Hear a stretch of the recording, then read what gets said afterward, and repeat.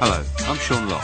For the next half hour, I'll be talking comedy. Excuse me! You've got this mole, you know. He's Norwegian. It was a sailor, wasn't he? Dull, boring and tedious and dreadfully awful. Oh, it's all the Polari. Put your seatbelt on, I want to try something. When I decided to become a stand-up, I was living in Hackney in a sort of squatty environment in the basement flat. And this girl I was living with at the time had all these albums. And she sort of had a couple of boyfriends before me and amassed some albums. And she said, oh, you should listen to some Lenny Bruce. And I got it out, I got this album out. I remember putting it on one afternoon. And I just couldn't believe it. You know, I really couldn't believe it. And I was quite old, I was about 23, 24. But I'd been travelling, you know, you just didn't listen to comedy. People weren't into comedy in this country. You didn't listen to comedy albums, you know. I just couldn't not believe it. Just played it again and again and again. Thought it was genius. Thought it was amazing. And I know since then a lot of people have said, "Oh, Lenny Bruce is overrated." Well, it wasn't. He was an amazing performer and writer, and just so sort of angry and focused, but also exciting. He's not boring. When he picks on a subject, he isn't like ramming it down your throat. And his sort of breadth of sort of vision and his all his skills, vocal skills and impersonation skills. I think probably everyone says no, Mort Saul's the guy who inspired. I think that's rubbish. I think the whole generation of comedy in America and here is inspired by him. You see, he's the sort of root of it, because he did seem to me like a man completely out on his own, completely alone, no real sort of contemporaries. And I think that probably must have been very difficult to be out there on your own and to cause so much controversy and to live like that on your own. And then you make them, obviously the big slip up was just the heroin. But I'm surprised he's not played. Everyone says, oh, everyone goes, I love Bill Hicks. You know, I love Bill Hicks. But I think, yeah, Bill Hicks was a great comedian, very good comedian. But he would have been nothing without Lenny Bruce. I'm sure he would say that, you know. And I'm sure that most decent American comics would trace a line back to him. Not because they were necessarily sort of left-wing. He wasn't actually left-wing or anything. He wasn't. He was just sort of this wailing, sort of psychotic. I don't know what. I can't quite describe him. 3 commercials which you would never hear anywhere. The first commercial. What's the matter with you, Mary? You look sort of despondent today. Oh, you're all late again, aren't you? Yes. What's the matter with you? Didn't you read the little book that Margaret Sanger sent you? Yes. Darling, you know, rhythm control doesn't mean making with every trio that plays the Black Hawk. Commercial number 2. Excuse me. You, the gentleman in the water there. Are you really a deep-sea diver? No, Schmuck, I'm drowning.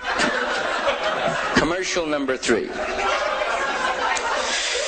I don't know what the hell it is, Bill. I've been smoking this pot all day and I still can't get high on it. What kind are you smoking? Well, all marijuana's the same, isn't it? That's the mistake a lot of people make. The thing I remember about listening to him was all these references, you know, these references, American products, I remember there's just this thing about the Lawrence Welk. And I just said, oh, what the hell was Lawrence Welk? What it was, and it turns out it's an orchestra. It's like the James Last of the 50s in America. And in that bit there was like some references at the start of it, the first one. And you go, what? You know, you do miss out a lot of stuff when you listen to it. Eventually you put it together, you piece it together, listen to it again. But yeah, I think that displays his... It's sort of like that sort of authority as well. He does sound like he's really... He's broadcasting to you as well. That sounds very authoritative when he's doing his stuff. There's that confidence that they have, the Americans have. But the first comedian I was saying that I became aware of as like I was a stand-up comic and they stand up there and they're funny it was probably Jasper Carrott. He got very big in the 70s. But you first knew about him because he had a terrible song called Funky Moped. That was a hard day's work in the writer's room. But it really does stick in my mind, clearly, when I watch him on television do this routine about moles. And I was laughing my head off. And you just sense this room that people were laughing their head off. And I thought this was really strange, different. And it certainly was something that was a shock the first time you saw it on television. Because people just didn't talk to you on television. You know? they shouted at you with a tan. I've got this mole, you know. Right. It's making a hell of a mess of my garden.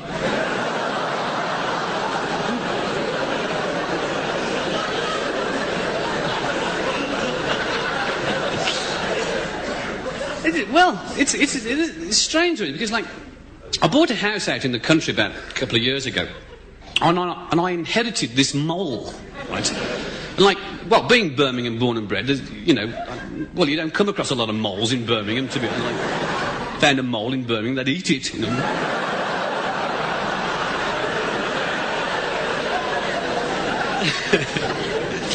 And then we bought this house, like, and this mole has driven me mental. I tell you, like, if ever I cop hold of it, I'll bury it alive. I tell you. And but I remember thinking, I saw him and I thought, oh right, he's talking about life. He hasn't sort of melded together these sort of ridiculous rules and bent logic by the fact that there's an English and Irishman Scotsman in a plane, and it's starting to crash and there's one parachute, and the Pope is in the canoe underneath it. You know, it wasn't like that, because those were all the jokes before. Was that you could just take any detail you wanted, put it together, and any sort of like circumstances. Whereas that was the first time I noticed anybody doing anything more sort of laid back, personal, that sort of touched on the audience's lives as well, the things that people could relate to. Because mostly it was just was jokes. Used to watch. Even Les Dawson, who I think is a fantastic comic, it was jokes. But Les Dawson was very popular with, say, the post-alternative, whatever you want to call this mob of comics, because he had a genuine sense of, like, there was a little bit of anger inside him.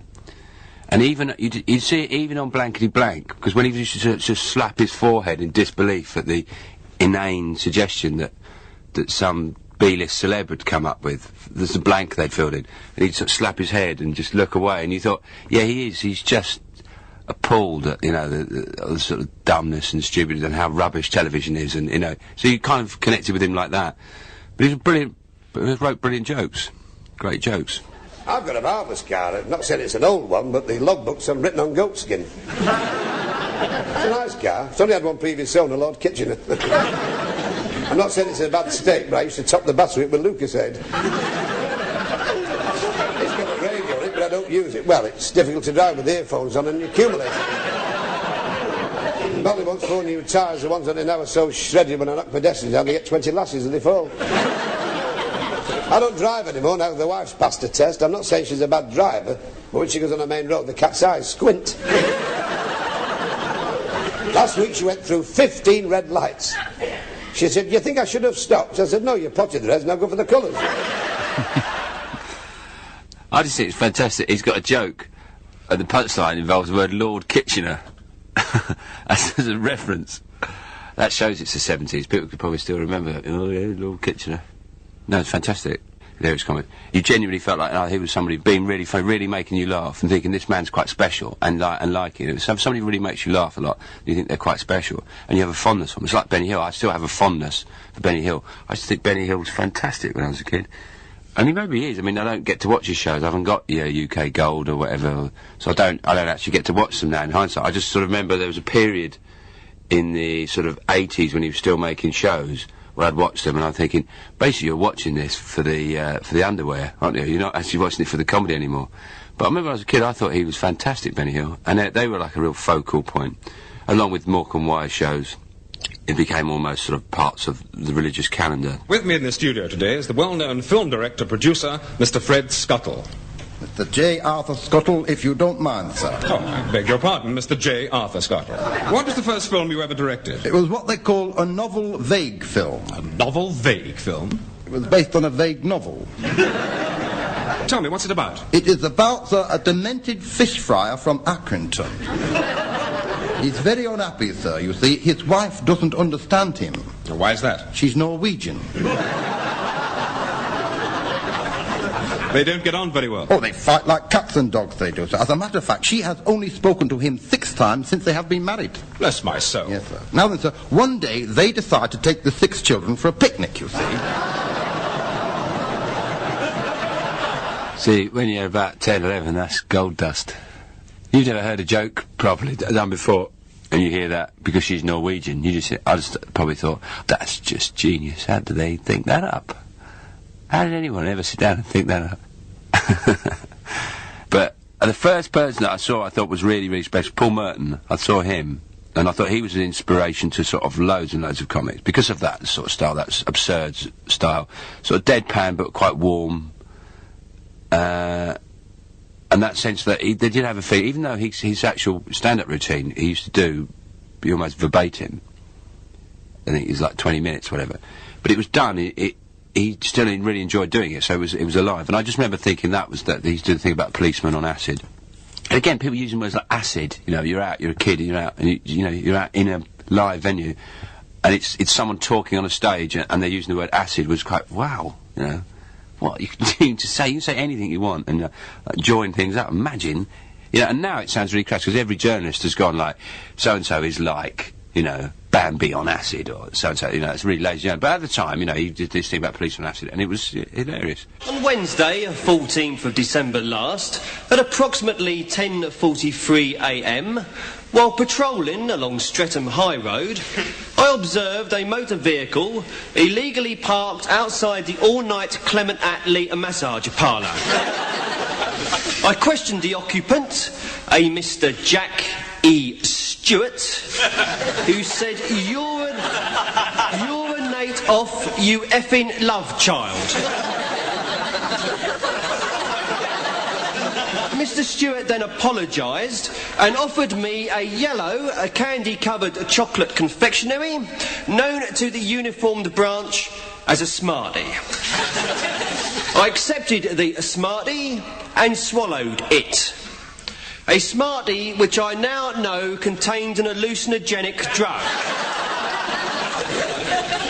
35 minutes later, while sitting aboard an intergalactic spacecraft bound for the planet Zanussi, I observed Constable Parrish approaching me, disguised as a fortnight's holiday in Benidorm. Hello, Constable Parrish, I said through the back of my neck. And what news of my Lord Buckingham? To which Constable Parrish replied, get down off that bus shelter, you stupid git. I then ate Constable Parrish. His notebook exploded, releasing 1,000 tiny giraffe heads on little penguin bodies. I was enticed down from said bus shelter by the very lovely Miss Marilyn Monroe, former screen starlet. We kissed, informally, until Marilyn, sweet, tender Marilyn, revealed herself as Mr. Brinsley O'Como, scrap metal dealer from Peckham. A panda patrol car flew past, and 3 large uniformed pandas got out. I was charged by Chief Constable Warren with gross indecency, impersonating a Spaniard, acting the goat, and eating a police constable while in the course of his duty. I burst into hysterical laughter, which lasted 5 months. And that, me lads, is the truth, the whole truth, and nothing but the truth. I would think he influenced most of us quite markedly, you know. Hugely influential, actually, on loads of comics like myself, loads and loads of comics who weren't necessarily the more political or deadpan or angry or whatever. But the person who I think is probably the best live comedian I've ever seen is Jerry Sadowitz. Now, if I'd seen him first, I wouldn't have become a comedian, because he's just, I saw him at the Red Rose Club in Finsbury Park, do a full-length show, and all I'd said was, somebody said, oh, you should go and see Jerry Sadowitz. He's on. I'd heard about him, and I've just never seen anything like it in my life. I just could not believe how furious this man was, how rude he was, how funny he was. I mean, people sort of when they laughed, the beer was spitting out the nose, and their backs were arching backwards as if they'd been shot. But I just never, it was just this relentless bile and anger and twisted sort of hatred, but these brilliant jokes, and brilliant mind. I come from Glasgow. Glasgow's so dull and boring and tedious and dreadfully awful that what Glasgow actually needs is a nuclear holocaust. Just to brighten it up. Make it a wee bit cheery, you know. We've got this expression in Glasgow, Glasgow's miles better. Better than what? You know, that's better than Edinburgh. Glasgow's miles better. If that's the case, how come David Attenborough's never once filmed Life on Earth there, huh? The only job I've been offered in the past 40 years is as a security guard at Chernobyl. Russia. A restart programme I was on, 20 pence an hour to stand at Land's End in the direction of Kiev and go...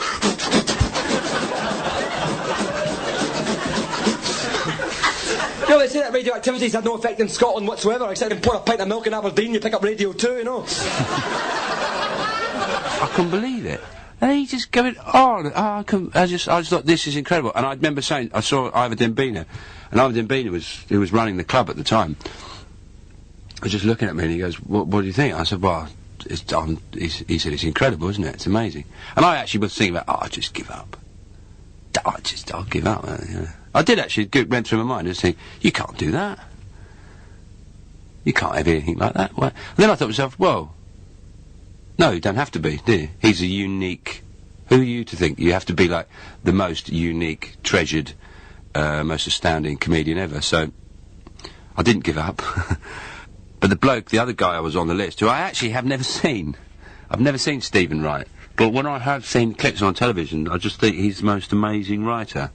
And in contrast to virtually every other comic, who we all try and project sort of energy, and even when we're trying to be dark, a certain amount of, like, sort of amiable lightness, you know. Everyone tries to... There's a point, every comic, who tries to have some level of amiability about them, even when they're being deadpan, you know, they still have that. Whereas there's just something really very, very strange about Stephen Wright, and fascinating, and it was like, this is the only place... It's like, you know, a lot of comics you watch, and you think, well, that comic, or that comic, or that comic, or that comic could have written that material.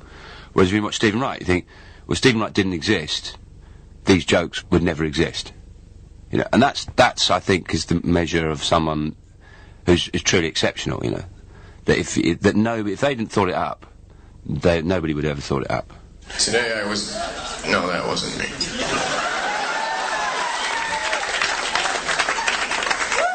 Yesterday I saw a subliminal advertising executive just for a second. I finally went to the eye doctor, I got contacts, but I only need them when I read, so I got flip-ups. Keep on my desk right next to my typewriter. I have the oldest typewriter in the world. Types in pencil. Under my bed I have a shoebox full of telephone rings, and whenever I get lonely I open it up just a little bit and I get a call. One time I dropped the box all over the floor and the phone wouldn't stop ringing. So I had to have it disconnected. I got another phone though. I didn't have much money, so I had to get an irregular phone. It had no 5 on it. I was walking down the street and I bumped into a good friend of mine. He said, how come you never call me anymore? I said, I can't call everyone I want. My phone has no 5 on it. He said, that's really weird. He said, how long have you had it? I said, I don't know. My calendar has no 7.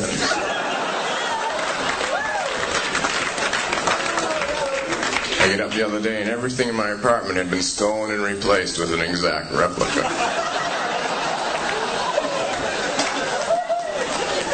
Couldn't believe it.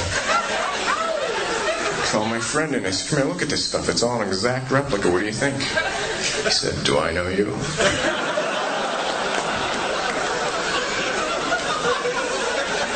It's a small world, but I wouldn't want to paint it.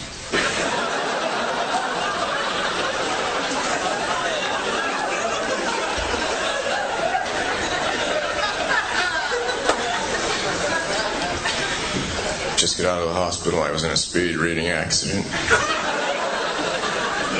I hit a bookmark. Flew across the room. I've been doing a lot of painting lately, abstract painting, extremely abstract, no brush, no canvas. I just think about it. One time I went to a museum where all the work in the museum was done by children. They had all the paintings up on refrigerators.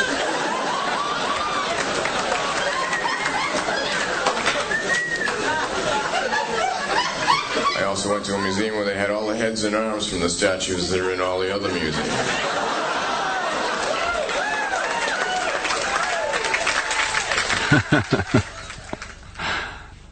You know, it's just relentless, strange outpourings of his mind. So I don't know whether he's everyone's cup of tea, but I think what I've heard, and I haven't heard a great deal, but what I've heard, I just thought I had to point him out, because he did. It's like he made such a powerful impression on me. This is who really inspires me. Oh, I'm a big fan of Kenneth Williams, because I think anybody who has ever seen him would be, because he's just, again, the strangest, freakiest performer, character, stroke, phenomenon you can watch. You know, even in those films, in those carry-on films, which are, let's be honest, they're pretty poor. The jokes are terrible. He's the most compelling comic creation, and I just remember watching them and just thinking there's something not right here. There's really something going on which isn't right, and it's him. And that's the reason. I mean, I used to listen to Just a Minute, but didn't really understand that you could tune in and listen to it regularly. But I can remember this very strange man. He began on about grapefruit, and then, but in the same part talking about sort of I don't know, Aztecs, you know, whatever, or you know, I just remember just thinking there was something very, very odd and unusual about him.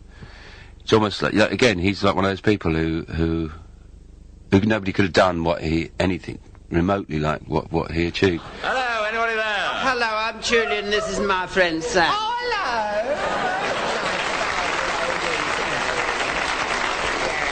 We are in the forefront of your Nouvelle Vague. Vague. You see that is your actual French? Yes. Actual French. Means we are of the new way. Yes, Way. and very nice it looks on you too. Yeah. You see, we've got a small independent unit, film unit, you Yes, see. we are the Cecil B's of the 16 DeMille. Yeah. Small budget pictures, really. Would I have varded any of them, do you think? Oh, it's got all the Polari in it. I wonder where he picks it up. Yes, well, Mr. Orne, you may have varded one of our tiny bijou masterpiece, Heart Face. One of our pictures was made with Funny Eek and My Fair Polone, and I take it you're engaged in something pretty exciting at the moment. No, not really. We're just standing here with our hands on our hips talking. Oh, bold, very bold.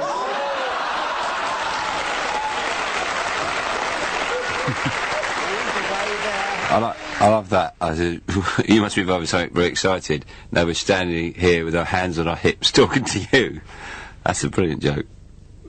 So he was just I remember him associating him with that kind of feeling of this is really strange, this is really unusual. And Hilda Baker, I just always remember that she never really her catchphrase used to be done by everybody. But and that noise, like, ooh, and those sort of, she used to do spoonerisms, didn't she? She used to get words wrong. Everywhere you went, people doing impressions of Hilda Baker. But you never actually saw Hilda Baker. And I just always remember seeing, and so all this time I used to tell his paper, say, oh yeah, he's doing Hilda Baker. My dad would go, no, he's doing Hilda Baker impersonation. Thinking, who's the hell's Hilda Baker? What does she do? And what was it was mostly people's impressions of her going, oh, I don't know, Charlie, that kind of thing. And then I saw her in a terrible, terrible sitcom with Arthur Mullard, which is a little bit disappointing. But apparently she'd had something on in the 50s, which of course I missed. She's not all she should be. No, she's not been the same since she fell off there Alfred's tantrum. Oh yes, what a thing that was, you know. Well, there was 3 of them on it, you see. Now, it should only be 2 on a tantrum, shouldn't there, you see? And they were riding along. You'd only gone about 15 yards, had you? About 15 yards? Yeah, 15 yards. When a dog comes right in front of them, so she being the biggest, she went right over the top and hit herself right into the lamppost. There, Alice. She was the first one she had to come to. Alice, she came to herself out of herself, and she shouted to her fella. She said, "Fetch the doctor." So, well, she knows Alice does, because she worked at the hospital. She's a nurse there. Well, not exactly a nurse. She's a cleaner there, you know. So, she knows what she's doing. She's clever, isn't she, Alice? Clever, you are, Alice. Nobody can mix cenopods like that, Alice, you know. Oh, she really ought to be certified, you know. Anyway, she fetched the doctor, the fella, and the doctor, he only looked at you once, didn't he? He said, "I'm no use to her," he said. "What this girl needs is the psychiatrist," you see. Anyway, she went to the psychiatrist, and he says, "Are you married?" "Are you married," he said to you then, didn't he? So she said, "No." She said, and that's when I butted in. I said, "No," I said, "she's not married, but she's not being neglected." Well, I wasn't letting him have all his own way, because she's not. I mean, that fella that she went out with, you know. Oh, he was a sailor, wasn't he? A sailor. Yes. He asked you to marry him, didn't he? Yes. He was a sailor. Well, he wasn't exactly a sailor. He leads a horse down the canal bank. See, they all knew the catchphrase. They all Johnny go, top class. I missed out there on the Hilda Baker years.